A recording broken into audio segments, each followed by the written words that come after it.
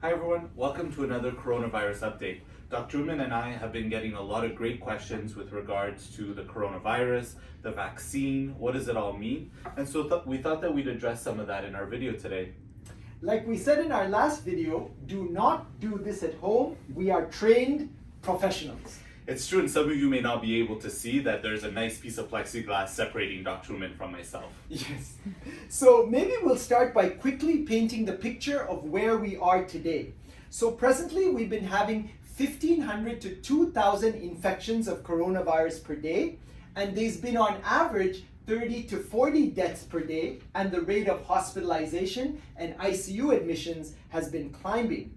And the numbers are numbing, isn't it? I bet we could say 300 to 400 deaths a day, and it would feel the same. It's really unfortunate.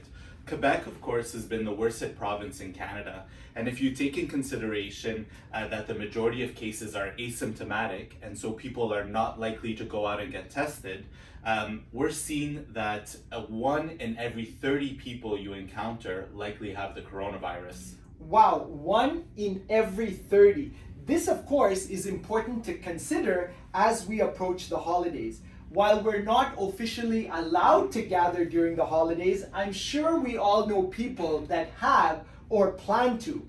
Now, if you think it through, if you're going to meet up with 5 people, and those, each one of them has met 5 people at work, at the store, at school, at least in the last 10 days, then statistically you have at least 1 COVID contact. It's true, and we know how much this virus likes to spread, so don't be a Grinch and give your family COVID for Christmas.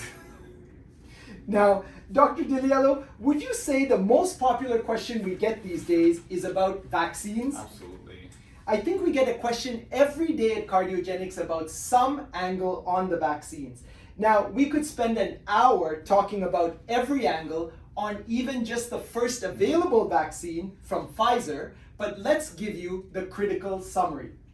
We've reviewed the FDA briefing document and we'd like to break it down like this. Number 1, is it safe?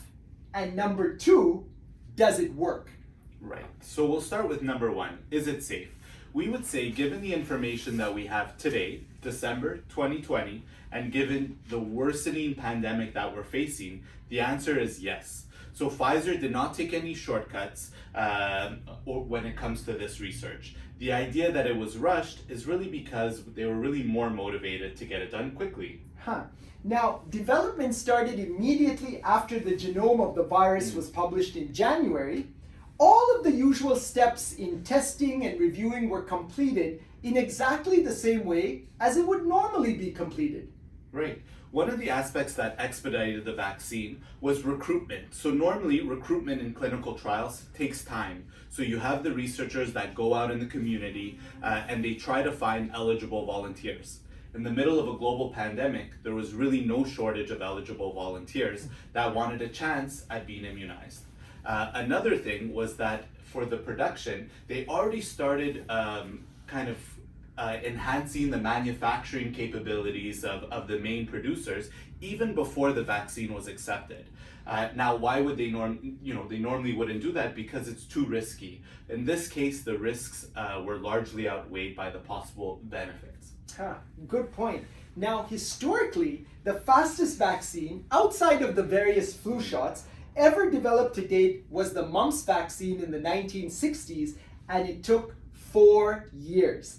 It was what we call a live attenuated virus vaccine. So we take the virus and you weaken it in such a way that it cannot cause mumps, but fools the immune system enough to think it's under attack, and it makes your immune system build antibodies that protect you in the event that you're exposed to the real virus in the future. By the way, the very first mumps vaccine that was ever made was 20 years earlier in the 1940s, which was a killed inactivated virus vaccine, which means you take the virus, you chop it up into little pieces so it can do no harm, but again, fools your immune system into thinking it's under attack, and you make antibodies to protect you in the future. So in the case of the Pfizer COVID vaccine, with such unprecedented attention and investment, Once the research was completed, the vaccine production and distribution phase happened at breakneck speed, just like Dr. Liello said. That was the key difference between COVID and mumps. It's true. And so if we get back to the question, why do we think it's safe? So firstly, the piece of viral genetic material that gets injected into your muscle does not interact with your vital DNA in any way. And there's nothing in the data that suggests that the vaccine triggered any dangerous, serious side effects that obviously outweigh the risk of death from the virus. And that's really where we're at. When it comes to a pandemic vaccine, the vaccine will always win. Unless the vaccine could kill you, which there's no suggestion that it can, when we're facing a deadly virus, the vaccine will always win. Good point. Now, what's the only piece of the puzzle that's missing? The tincture of time. So 3 months is a short time to study anything, and we'll know the full scale and scope of the side effects of the vaccine only in about 5 to 10 years. And we'll likely learn about side effects that we don't understand today. But we just can't wait that long because the potential cost in human lives lost to COVID will be too great. It's so true. And just as we don't have any of the long-term side effects from the vaccine, we also don't really know the long-term side effects of having the COVID-19 virus. But we're slowly getting more and more information, and it's really scary. So we're starting to understand that getting the COVID-19 virus is not black and white. It's not either you die or you're 100% okay. That there's a gray zone. We call them these long haul syndromes where they seem to be getting clotting problems, vascular problems, chronic fatigue, inflammation around the heart. Really, and unfortunately, we don't know the full extent to which way the COVID-19 virus could affect the human body. So true. And what about the second question? Does the vaccine work? That question is easier to answer, and we can confidently say yes. In the vaccine trials of the patients that got COVID and developed symptoms, 95% of those patients were not vaccinated. In other words, the vaccine reduces your chance of symptomatic COVID by 90%. It may not totally block you from catching COVID and being asymptomatic, like 80% of current COVID cases. And it may not stop you from spreading the virus to someone else if you don't have symptoms. But there's a 90% chance it'll stop you from dying or needing a hospital. Right, those are pretty good results.